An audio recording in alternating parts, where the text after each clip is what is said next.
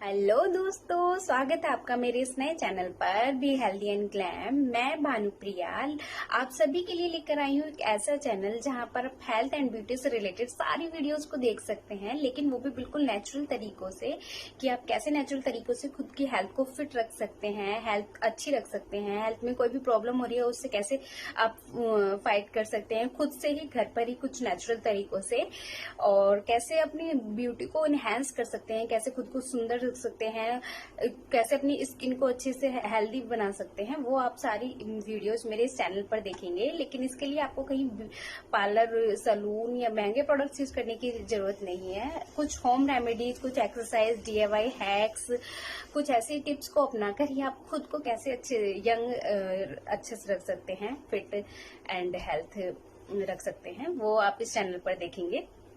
ठीक है।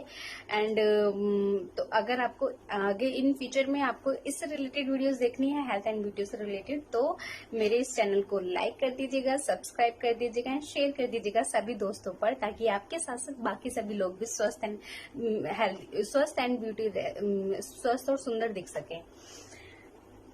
तो आज मैं बात करती हूँ, मैं आज आपके लिए जो लेकर आई हूँ एक रामबाण नुस्खा, जिसके भी गले में खराश हो, गले में दर्द हो या खांसी हो रही हो काफी दिनों से, जो कि जा नहीं रही हो, वो सिर्फ एक सिंपल उपाय से कैसे आप दूर कर सकते हैं वो मैं बताती हूँ आपको। चलिए देखते हैं कैसे। Let's get started.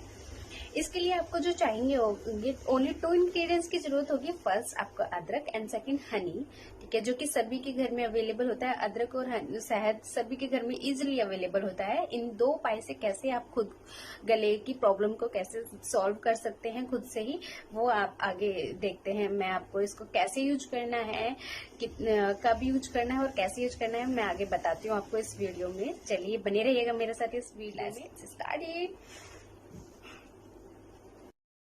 तो सबसे पहले दोस्तों इसके लिए 1 गिलास पानी ले लेंगे और अदरक ले लेंगे। अब इस पानी को मैं फ्राई पैन में पलट लूंगी और एक अदरक को अच्छे से उसमें कूट के मिक्स कर दूंगी, ताकि अदरक का रस उसमें अच्छे से निकल जाए। ठीक है, थोड़ा सा अदरक ले लेंगे हम।